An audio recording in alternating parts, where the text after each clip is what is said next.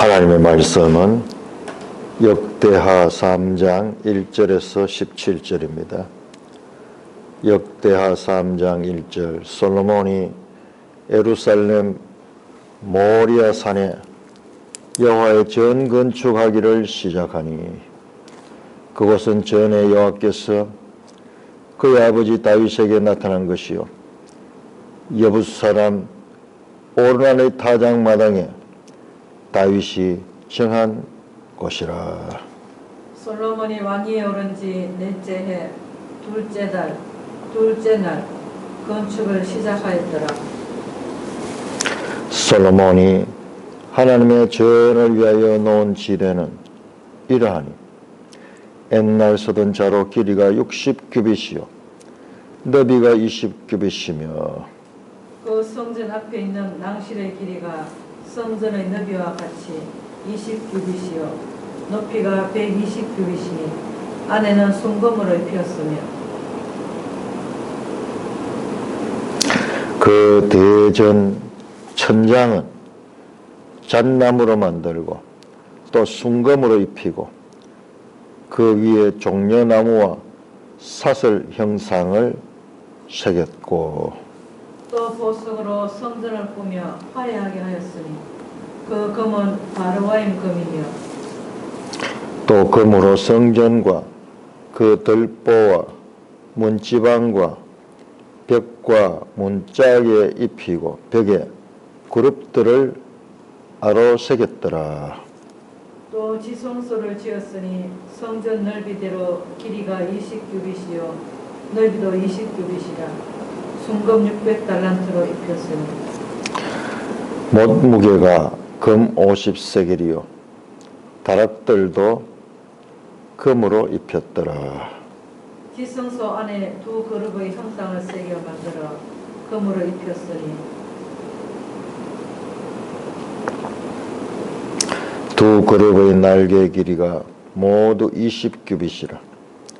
왼쪽 그룹의 한 날개는 5규빗이니 성전 벽에 닿았고 그 다른 날개도 5규빗이니 오른쪽 그룹의 날개에 닿았으며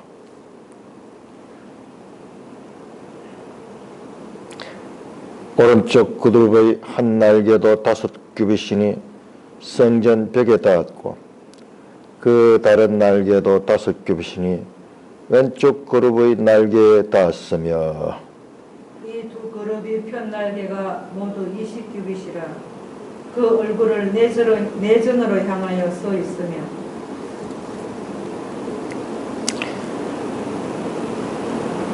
청색, 자색, 홍색 실과 고운 배로 휘장문을 짓고 그 위에 그룹의 형상을 수놓았더라. 성전 앞에 기둥 둘을 만들었으니 높이가 35규빗이요 각 기둥 꼭대기의 머리가 5규빗이라 성소같이 사슬을 만들어 그 기둥 머리에 두르고 성류 100개를 만들어 사슬에 달았으며 그 두 기둥을 성전 앞에 세웠으니 왼쪽에 하나요 오른쪽에 하나라. 오른쪽 것은 야긴이라 부르고 왼쪽 것은 보아스라 불렀더라. 오 아버지 하나님 은혜를 감사합니다.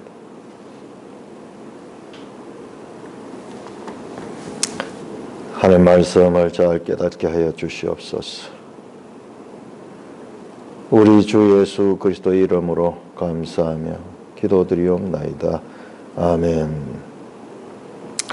자, 이제 역대하 3장부터 이제 성전 건축에 관한 기사가 나옵니다. 성전 건축에 관한 기사.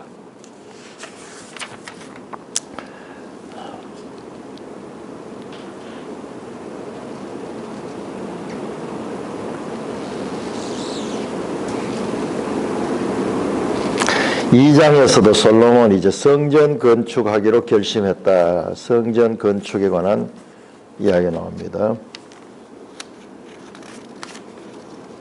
1장도 마찬가지로 1장도 다윗이 하나님의 회막 해마에 가서 제사를 드리고, 그리고 많은 부와 재물을 가지고 있고, 그리고 말들도 많이 가진 솔로몬의 부와 재물을 이야기하는데, 그 부와 재물들이 다 뭐냐? 이 성전 건축과 연관되는 그와 같은 내용으로 연결됩니다. 우리 건축을 하려고 하면은 돈이 많이 있어야 되겠죠.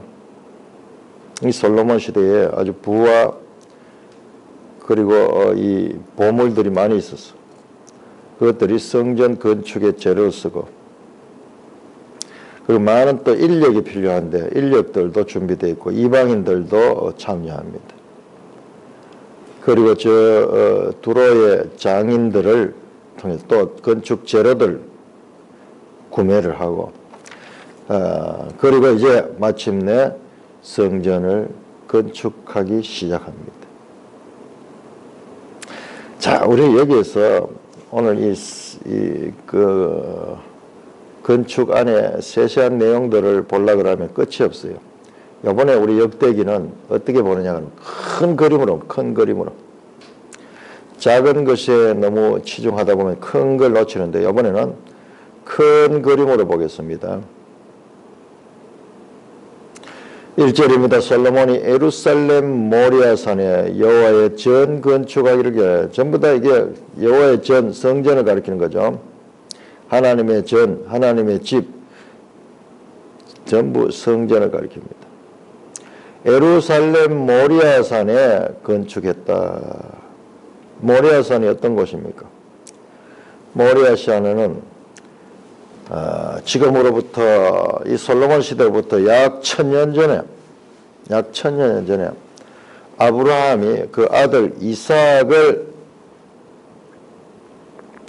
제물로 바치려고 했던 그 장소입니다. 여호와 이레, 하나님이 준비하셨다.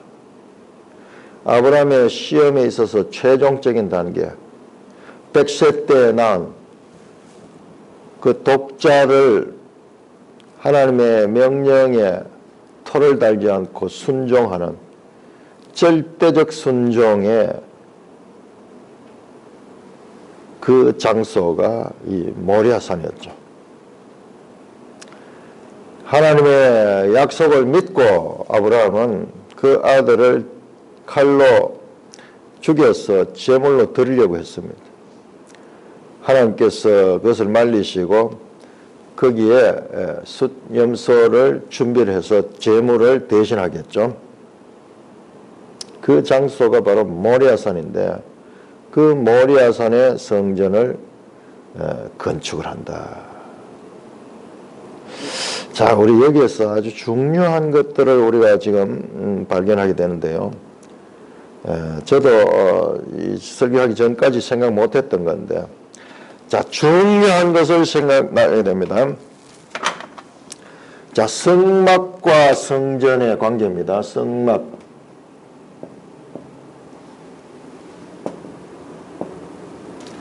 성막은 모세 시대에 지어졌습니다. 모세 시대에. 이건 솔로몬이죠.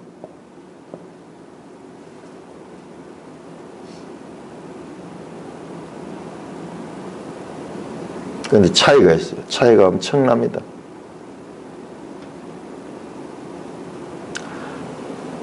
하나님께서 직접 모세에게 설계도를 주시고 그것을 제작하기, 말씀대로 제작하겠죠. 성막과 성전은 연속성을 가지면서도 차이가 많아요. 차이가. 연속성과 차이성이 있다. 자, 연속성만 보면 안 됩니다. 차이가 있습니다. 중요한 게 이 부분이에요.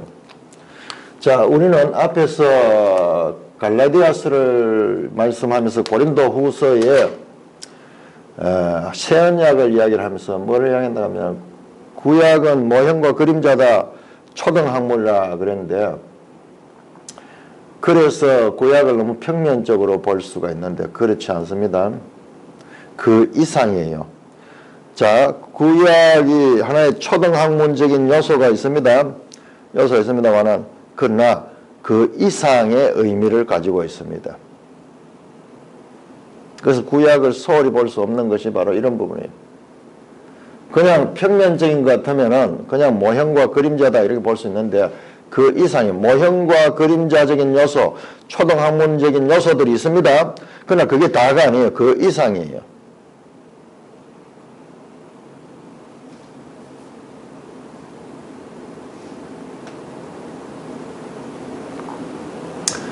자, 이 성막과 성전, 이건 다윗과 솔로몬 시죠.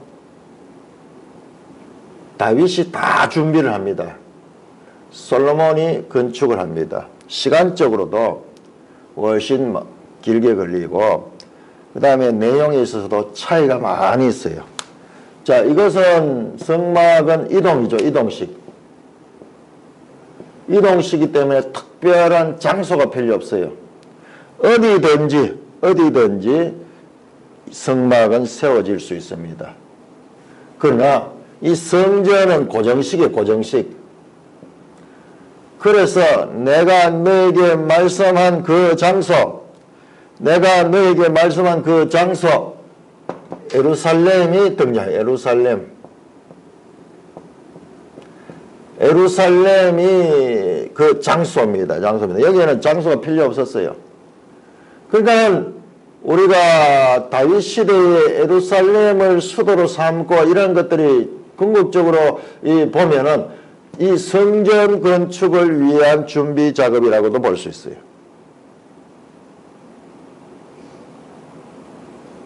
성막과 성전의 연속성은 우리가 일반적으로 보지만 이 차이성을 분명히 구별해야 돼요.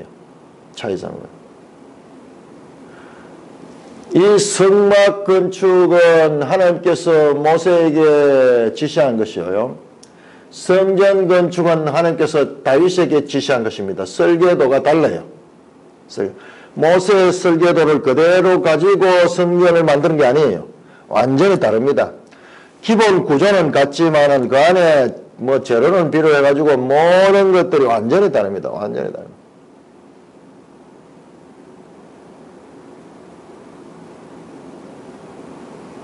지금까지 가나안 땅을 정복하고도 계속 성막 상태로 있었던 성막 상태로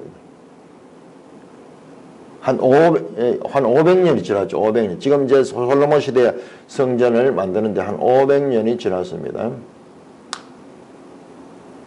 자, 모리아산은 아브람 시대예요. 아브람. 2000년, BC 2000년, BC 1500년, BC 지금 900년, 다윗으로 치면 한 1000년, 계산하기 좋다면 다윗은 1000년이니까 다윗 솔로몬 900년, 1000년.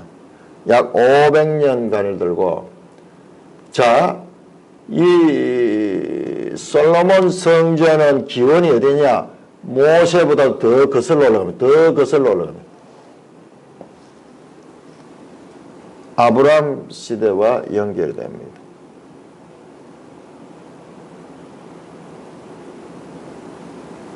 자, 우리는 여기서 아주 중요하게 봐야 되는 것이 사무엘하 7장, 역대상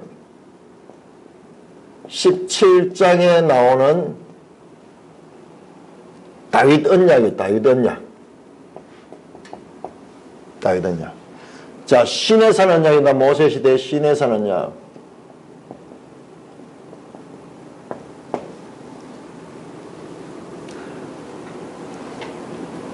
구속사에 있어서 언약은 아주 중요한데 이 언약이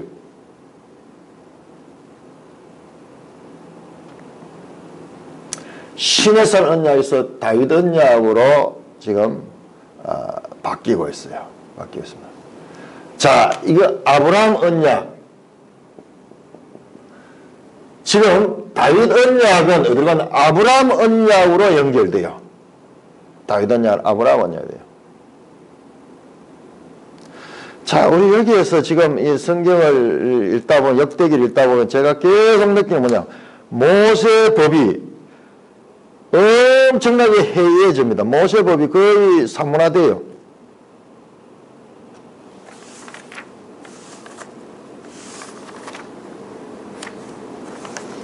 뒤에 나오겠지만 왕들이요. 처첩이 막 수십 명이 되고 막 자녀들이 엄청 많아요. 모세법에서는 분명히 신명기 18장을 통해서 왕의 규례를 줍니다. 아들을 많이 두지 말고 말을 많이 두지 말고 지금 시작부터 말이 엄청 나와요. 말이 솔로몬 시대의 말이 지금 엄청 나옵니다. 자, 다시 한번 보세요. 그러면서 1장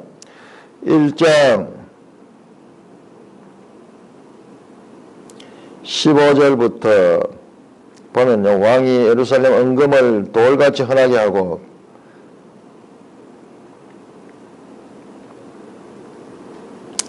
그 다음에 17절에 보면은 애굽에 사들인 병거는 한 대에 600세기라 말은 150세기라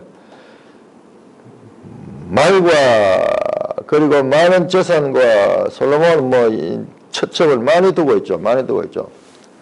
그러니까 이 모세법이 거의 지금 여기에서는요, 기능을 발휘 못해요.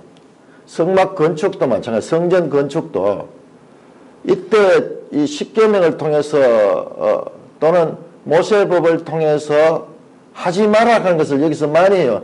제가 가졌던 의문이 거기 나오네요. 지금 어제 제가 그런 말씀을 드렸죠. 이 프리메이슨과 이 히람 이런 것들의 연결성 그리고요 이 오늘 성전 보면 성전 앞에 기둥 2개 나오죠. 이 프리메이슨 상징이에요. 프리메이슨 상징이에요. 그리고 하나님은 이런 것을 만들지 마라 그랬어요. 기둥 같은 거 이런 것들 우상 숭배 금지했습니다. 애굽에 많은 기둥들을 애굽의 오벨리스크 하는 그런 좀 기둥이에요. 기둥. 우상의 대표적인 것들이 기둥들. 그런데 여기는 지금 성전 앞에 기둥을 만들고 있다.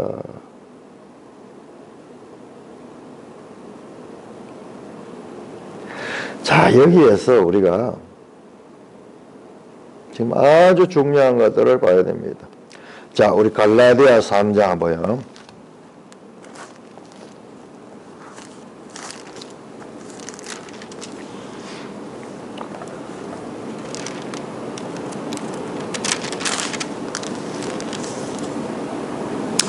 갈라디아 3장 19절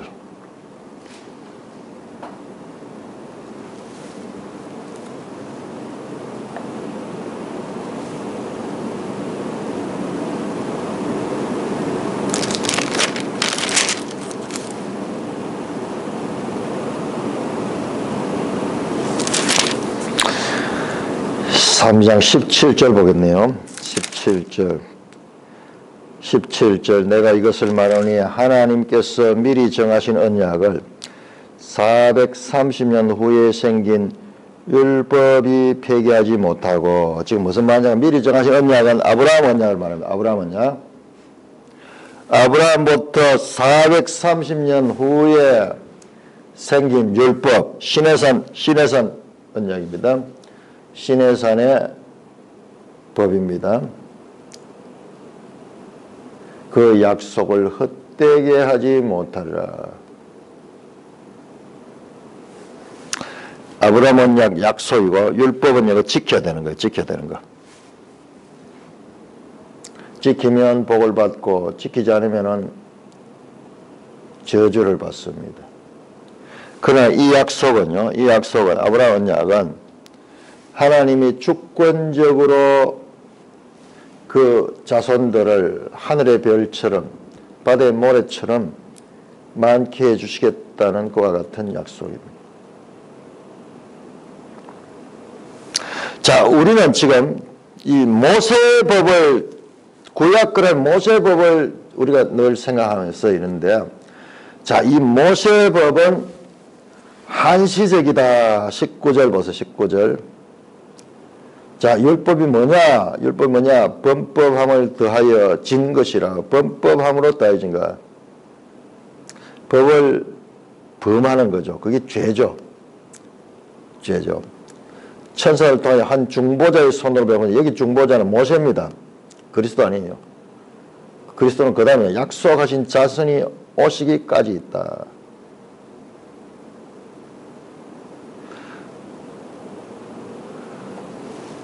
(20절) 그 중보자 한 편만 위한 자가 아니니 하나님은 한 분이시니라. 중보자는 모세입니다. 한 명, 하나님 한 분이시나. 자, 이 모세법도 하나님 뜻 가운데는 하나예요. 그러므로 율법이 하나님의 약속들과 반대되는 것이나 결코 그럴 수 없다. 능히 살게 하는 율법을 주셨더라면 의가 반드시 율법으로 만나리라. 무슨 말이냐 그러면 율법은 하나님의 뜻 가운데 주어진 것인데 이게 사람을 살게 하지 못했다는 거예요. 왜 그러나 그러면은 죄 때문에 그래요. 죄를 드러나게 하는 거예요. 19절에 범법함으로 더하여진 것이라 이 표현이 우리 참 어려운데 죄의 법을 범할 수밖에 없는 인간을 드러내기 위한 그와 같은 것이라는 것입니다. 22절 그러므로 성경이 모든 것을 죄하려 가둬서 이는 그리스도 믿음으로만 믿는 자에게 주라 그래요.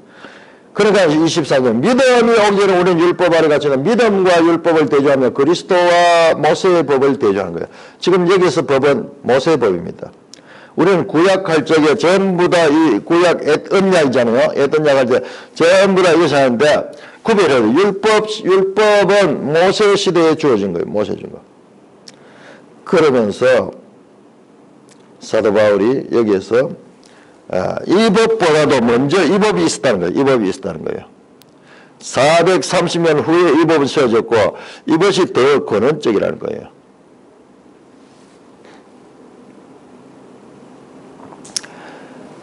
모세의 법, 이 율법의 한시성,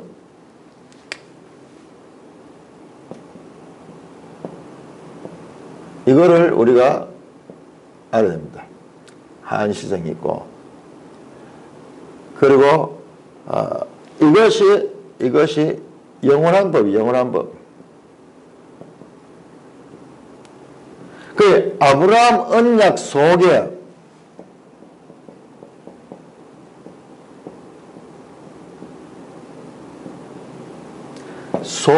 들어가 있는 것이 이게 시내산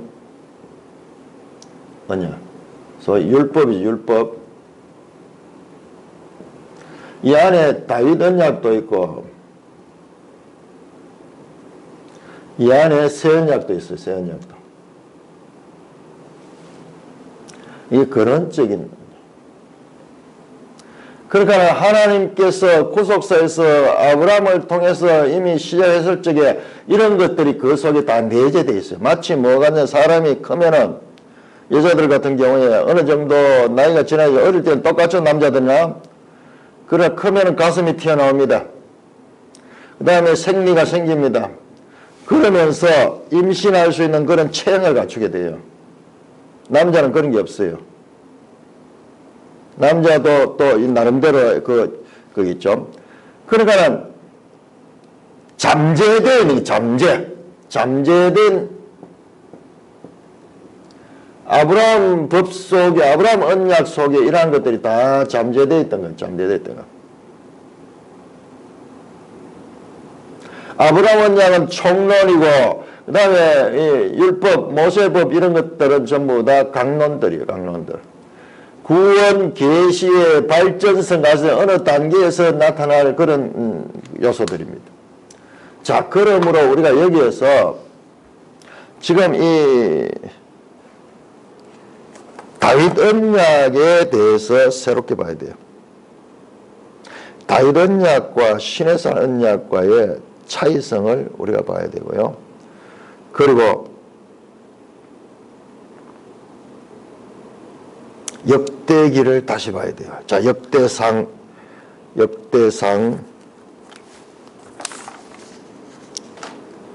13장부터 한번 보세요. 역대상을 한번 보세요. 역대기가 무슨 책인가? 자, 우리 이걸 놓치면 안 됩니다.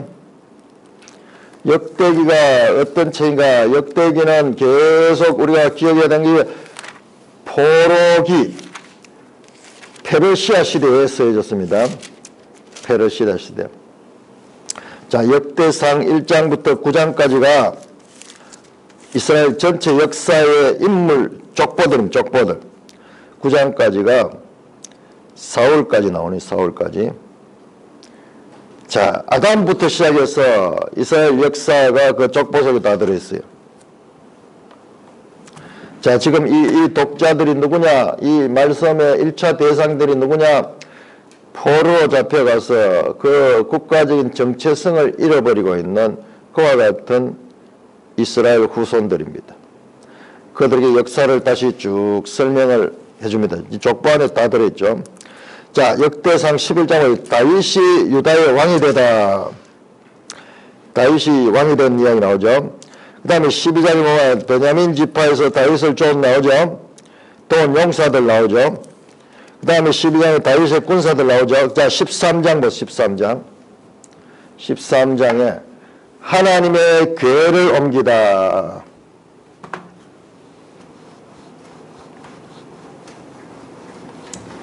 하나님의 궤, 뭡니까? 법궤죠, 법궤. 법궤가 지금 어디 있냐? 법궤가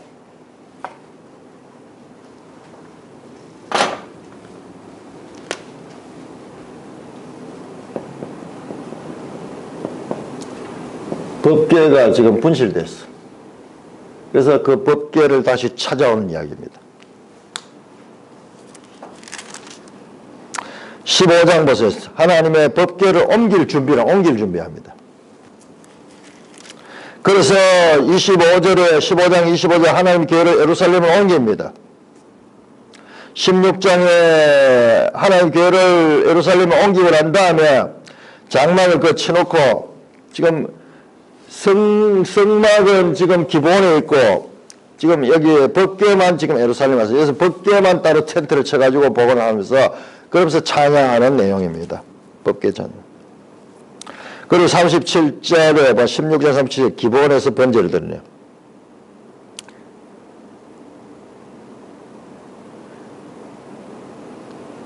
자, 여기 우리 이 부분 잘 봐야 돼서 16장 37절 다윗이 아삽과 그 형제를 여호와의 언약궤 앞에 있게 하여 그 궤 앞에 성에 지금 분리되어 있어요. 언약궤를 섬긴 자들이 있고 그 다음에 언약궤를 그 지키네요. 지키고 쭉 하고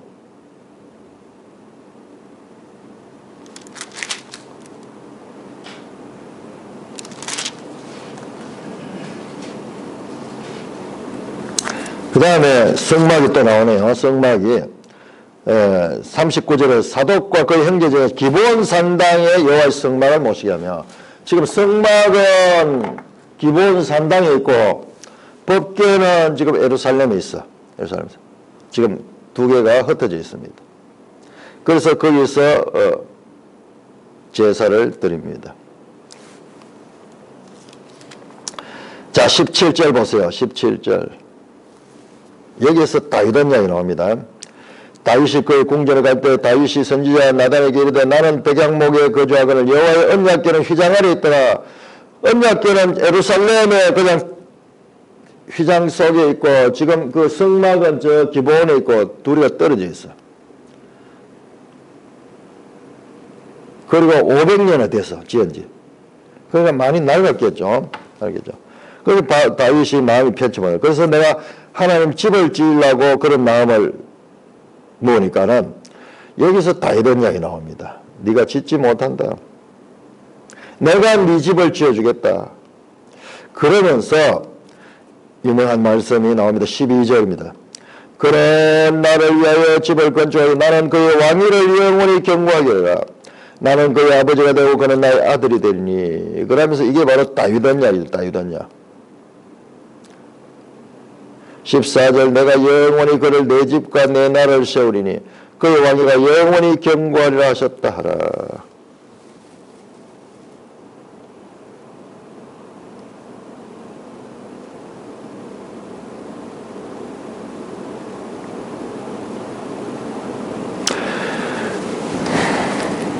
다윗의 후손 가운데 11절은 내가 곧 네 아들 중 하나를 세우고 나를 경각이다. 다윗은 성전을 짓지 못하고 그 아들이 짓습니다. 그 솔로몬이 짓죠. 근데 이것은 더 큰 의미가 있어요. 그 진정한, 여기서는 지금 드러나지 않는데, 그 성전 건축은 우리가 봤듯이 고린도 후서에 봤듯이 이제 거기까지 지금 궁극적으로 연결되는 거예요. 우리는 지금 목적지 갔다가 다시 이제 과거로 돌아와서 다시 그 과정을 지금 확인하는 거예요. 그러면 그 왕위를 영원히 지켜주겠다, 그 말씀입니다. 그래서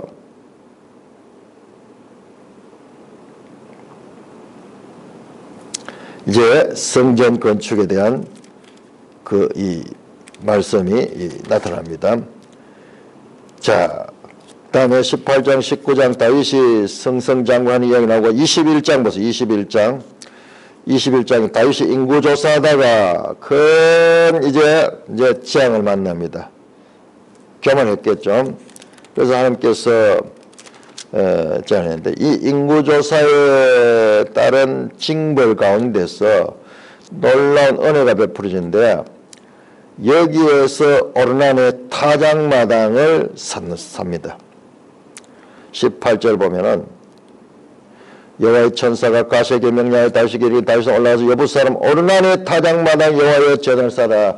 자, 우리 역대하 3장 1절 후반절 나오죠. 여부수 사람 오르난의 타작마당에 다윗이 정한 곳이라. 바로 이 장소 예루살렘 성전 건축의 장소가 다윗 때 이때 이 재앙 가운데서 주어진 겁니다. 그래서 이것을 값을 주고 사죠. 오르난이 그냥 주려고 해도 아니다 그러면서 값을 그때 치러가지고 그리고 그의 제사를 지내고 거기서 불이 하늘에서 내려왔어. 그래서 오르난의 타작마당이 바로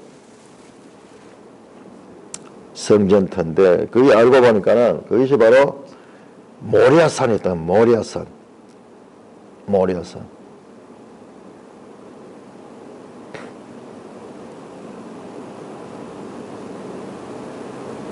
22장 보세요. 역대상 22장. 다윗이 이르되 이는 여호와 하나님의 성전에 있는 이스라엘의 번제단에 했더라. 그러면서 2절부터 성전 건축 준비를 한 거예요. 성전 건축 준비. 23장에 가면요. 22장의 성전 건축 준비, 거기에 필요한 못들, 제목들, 돌, 이런 모든 재료, 건축하려고 하면 재료가 준비되어 있어야 되죠. 그냥 뜻만 된다고 되는 게 아니죠. 설계도도 있어야 되지만은 재료가 준비돼야 돼요. 자, 그럼 문제는 재료를 준비하려고 하면 설계도가 있어야지 거기에 맞는 재료를 준비할 거 아니에요.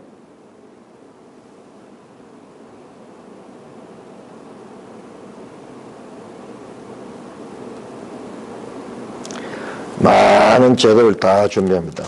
설계도 문제를 우리가 생각을 두고 보겠습니다. 그 다음에 23장 레위 사람.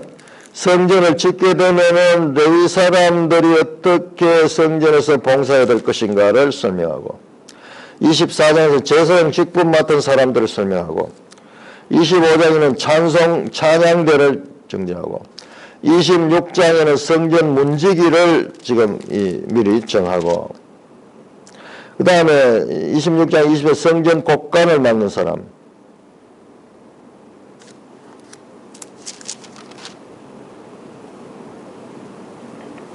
자 28장 보세요.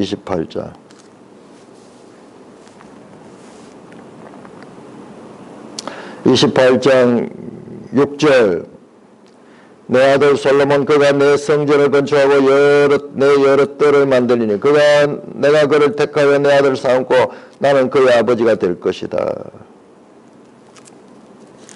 그러면서 성전 건축을 지시를 합니다. 자, 여기 보시면은 자 28장 19절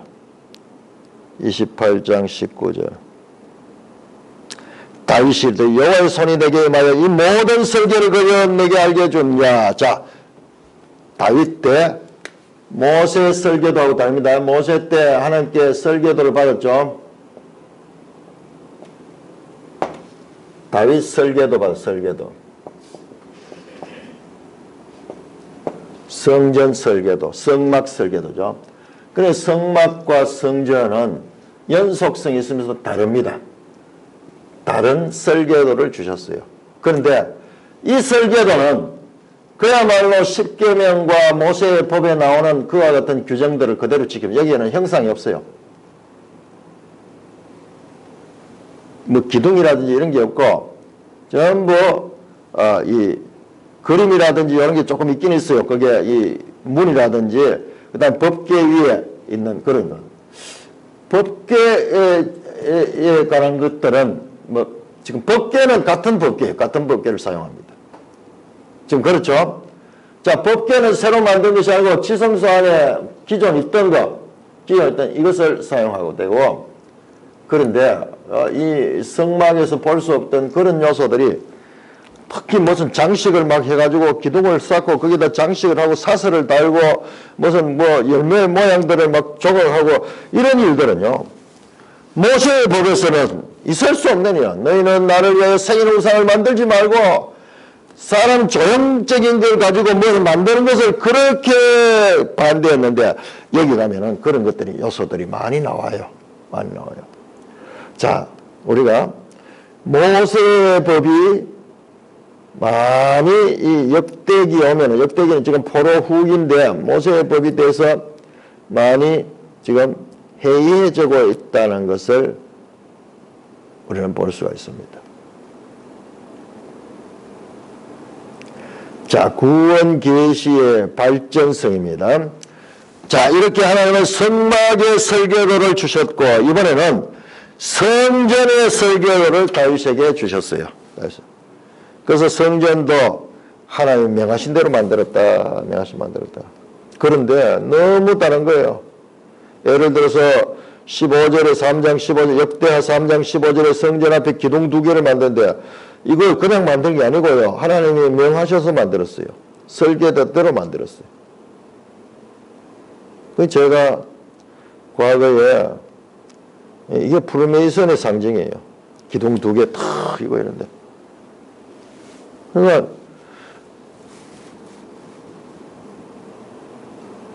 이건 완전히 혼합적이고 그 주위의 신전들도 비슷하거든요. 그런데 이게 부정적인 것이 아니고 이것이 하나님의 설계도에 나와 있는 거예요. 하나님께서 지으라 해서 지은 거예요. 그런 면에서 모세 시대와 다윗 시대에 변화가 있다 하는 거예요. 변화가. 하나님의 말씀에 변화가 있다. 우리가 이런 부분을 놓쳐버리니까는 성경의 해석에 있어서 많은 문제들이 여기서 발생해요. 분명히 성전에 있는데, 성경에 나오는데, 그 시대의 배경을 생각하지 않고 성경을 마구 읽게 되면은 이제 그런 문제들이 생기는 거예요. 자, 모세 시대에 준 법과 다윗 시대에 준 법에 차이가 있다. 자, 모세의 법 가지고 모든 것을 다 적용하려고 그러면 안 됩니다. 다윗 시대에 준 법에 차이가 있고, 지금 이 성전 건축에 관한 설계도에 나온 그 내용들을 보면은 성막과는 전혀 다른 그와 같은 일대 고정된 공간을 하죠. 3절에 보면 솔로몬이 하나님 전을 위해 놓은 지대는 이러하니 60규빗이다. 옛날 서던 자로 길이가 60규빗이니까는 이게 길이가 얼마나 돼요? 1규빗이 45cm 같으면은 60 같으면은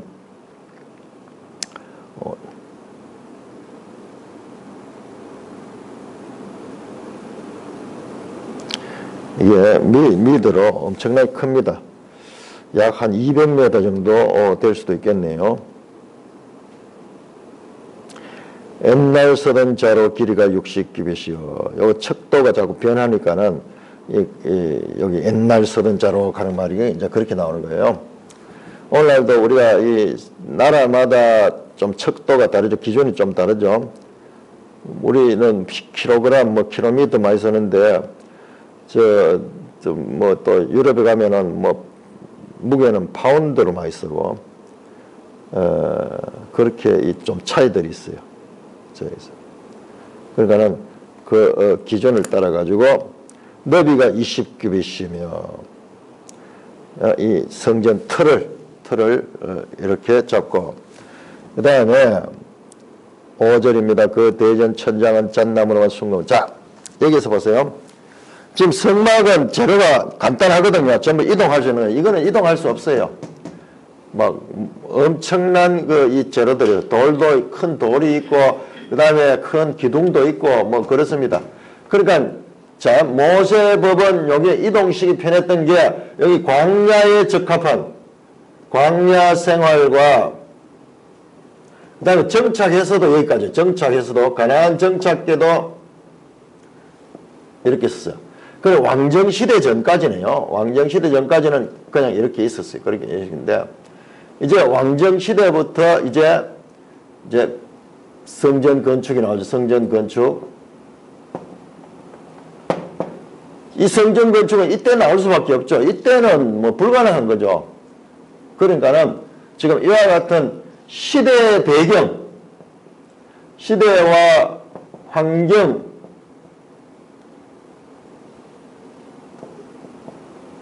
배경으로 해서 우리가 성경을 해석해야 된다. 지금 왜 이 시대에는 성막이 아니고 지금 성전인가? 지금 시대와 환경이 달라졌잖아요. 정착해서 살고 있잖아요. 왕정시대를 살고 있잖아요. 그러니까 더 이상 성막 상태가 아니고 성전 상태로 그렇게 하나님께서 새로운 계시를 주셨습니다.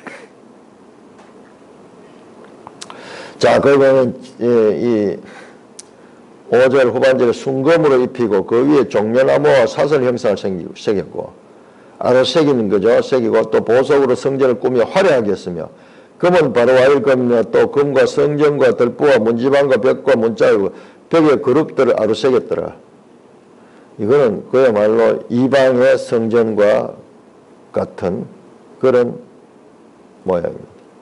8절 또 지성소를 지었더니, 자, 지성소 안에 법궤였는데 법궤를 만들었다는 이야기는 없죠. 이 지성소 안에 법궤는 원래 있던 거 성막 시대에 있던 그 법궤를 그 자리에 안치했어요. 뒤에 보면 이제 법궤 안치하는 그것도 나옵니다. 지성소 정육면체, 완전 정육면체로 길이와 너비 20규빗, 20규빗, 예? 그렇게 해서 성전을, 지성소를 짓습니다. 지성소는 우리 매일성경 보시면은 히브리어로 베이트감 집입니다. 집. 코데시, 하코다심, 거룩하고도 거룩한 집. 그는 성막 안에 있는 집이죠. 거룩하고도 거룩한 집. 지극히 거룩한 집. 그래서 우리가 지성소라고 그렇게 번역합니다. 그 다음에 14절에 보니까 청색, 자색, 홍색, 실.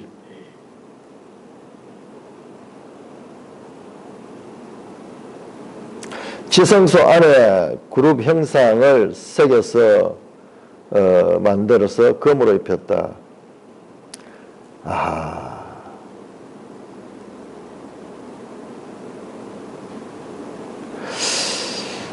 이런 부분도 우리가 더 깊이 공부를 해야 되는데, 지성소 안에 두 그룹 형상을 새겨 만들었거든요.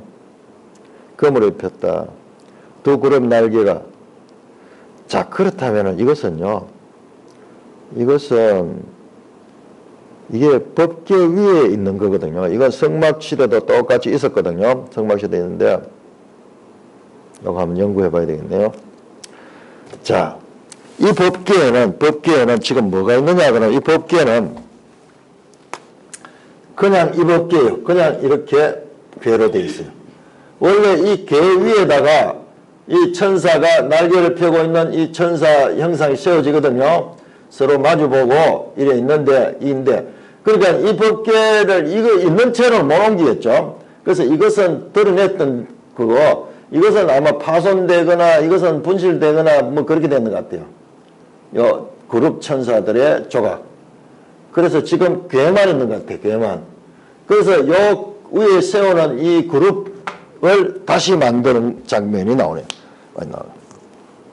자, 그러고 너무 특이한 건 성전 앞에 기둥 두 개를 만들어 가지고 하나는 야긴하고 하나는 보아스라고 해서 기둥을 세워. 이거는 이방의 신전에서 많이 있던 것인데, 자, 이것들 그렇게 만듭니다. 그래서 과거에 제가 이런 걸 보고 솔로몬 성전 이것은 완전 혼합주의고 그런데 그거 잘못된 해석이에요. 왜냐? 이 설계도가 다윗에게 새로 준 설계도예요. 자, 모세의 설계도만 가지고 판단해서는 안 돼요. 그러니까 예수님께서 신약에 오면은 모세의 법을 지금 파격적으로 그렇게 해석을 하고 그렇게 하는 이유들이 한시적이다. 이 모세의 법을 한시적이다 하는 거야. 우리 성경 해석하는데 지금 엄청 중요한 하나의 원리를 발견하게 됩니다. 이런 부분들이 제대로 정리 안 되니까는 우리 성경을 가지고 지금 혼란하게 되는 것입니다. 그 모세의 법이 상상할 수 없던 그런 이 기둥을 지금 세우는 그런 장면들도 나오게 되는 것입니다. 그리고 많은 장식을 기둥 머리에도 또 장식을 하고 그 다음에 자 우리가 4장 한번 넘어가고 역대하 4장 4장 이 부분은 읽지 않겠습니다. 읽어봤자 별 지금 이해가 안 되니까는 크게 보고 넘어가겠습니다. 자, 바다를 만든대. 바다가 뭐냐 그러면은 물두멍이다. 물두멍. 성막 앞에도 물두멍이 작은 물두멍인데 여기에 지금 바다는요 엄청 큰 물두멍을 만듭니다. 뿐만 아니라 3절에 보면은 4장 3절입니다. 그 가장자리는 소 형상이 있는데 소를 10마리씩 두 줄로 만들어 20마리의 소를 두 줄로 뽑아서 4절 그 바다를 노새 황소 12마리가 바쳤다. 소 형상을 만들어 가지고 큰 물두멍을 받치는 그 받침 모양으로 장식을 하는 거예요. 모세의 법을 상상할 수 없는 거예요. 상상할 수 없는 거. 특별히 그것도 황소 형상. 완전히 이런 이것들 만들면 안 돼요. 자, 신명기 4장 보세요. 자, 신명기 4장. 자, 여기 우리가 엄청 중요한 부분을 지금 보게 됐습니다. 신명기 4장.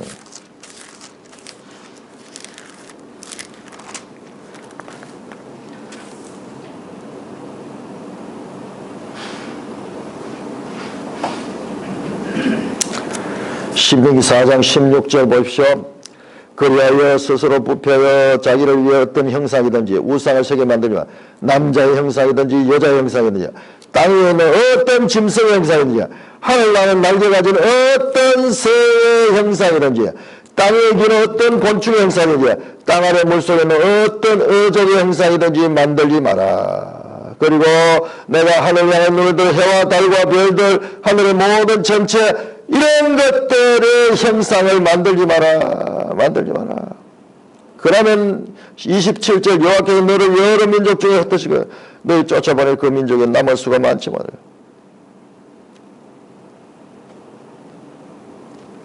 형상을 만들지 말라고 이렇게 강조했던 하나님이 형상을 만들라고 하고 있습니다. 만들라고 하지.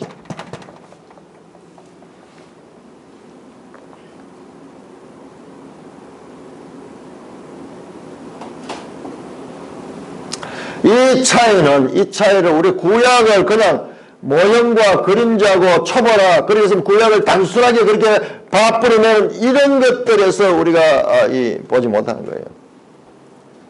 구원 계시의 발전성은 구약 안에서도 일어나고 있고 오늘날 우리 신약 속에서도 발전적으로 일어나고 있는 겁니다.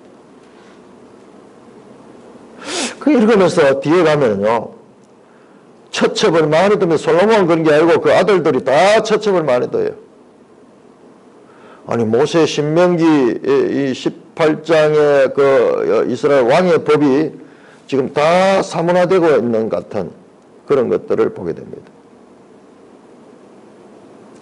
자, 이렇게 성막과 성전은 연속성도 있지만은 큰 차이가 있고, 그리고 역대기는 특별히 역대상부터 시작해가지고 역대하 지금 이 9장까지 지금 이 성전 기사가 이어지는데, 역대기의 모든 내용의 중심은 성전에 있다 하는 거. 그러나 이 성전은 궁극적이 아니에요. 이 성전은 또 다른 성전, 심령 성전을 가리키고 있는 과정이지 이게 목적은 아니에요. 성막에서 솔로몬 성전에서 다시 새 성전, 심령 성전으로 연결되는 이 구속사의 발전적 전개. 그런 거 한번 보세요. 오히려요, 심령 성전이 궁극적인 목적인데, 고린도전서 3장 16절, 6장 18절입니까? 고린도후서 6장, 전부 이 새언약은 마음의 성령에 거주하는 심령 성전을 만들게. 자, 이 심령 성전은요, 다윗 성전을 닮지 않았어요. 오히려 이것은요, 차라리 성막을 성막, 걸어 닮는 성막. 성막에는 형상이 최대한 없습니다. 그런데 이 과정에서 이 부분은 완전히 이게 이제 눈에 보이는 건축물이죠. 헤롯 성전까지 이게 다 이거죠.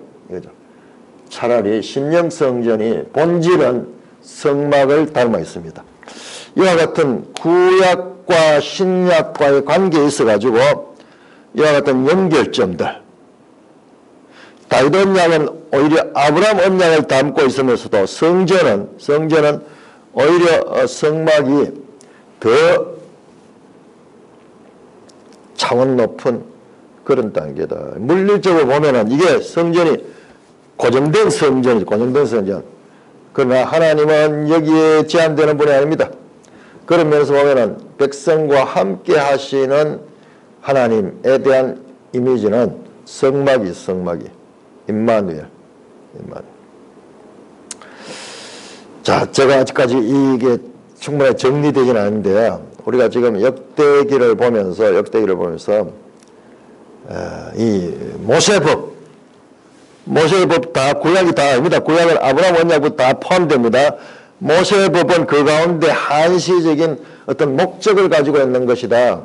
그리고 그것이 다윗 언약 시대에 오니까는 많이 그것이 허물어지는 그런 것들을 보게 됩니다. 앞으로도 계속 보게 될 거예요. 자, 그런 걸 염두에 두고 우리 역대기를 보겠습니다. 역대기는 그야말로 성전이다. 주제가 성전. 역대상도 법궤를 이동하고 그 다음에 성전 준비하는 과정, 그것들이 역대상이 나오고, 역대하는 지금 그것을 지금 만들어가는 과정. 실제 건축하는 내용들. 마치 출애굽기에 25장부터 31장까지가 성막의 설계도고, 그 다음에 35장부터 마지막 4장은 성막을 시공하는 그 관계인 것처럼 역대상은 준비하는 과정이고, 역대하는 시공하는 그 내용들이 주제를 이루고 있다. 역대상하의 중심에 성전 건축이 자리 잡고 있다는 큰 그림을 보는 것이 중요합니다. 큰 그림을. 자, 그래서 이 눈에 보이는 성전의 중요성이 보이지 않는 성전의 중요성으로 이동되는 거예요.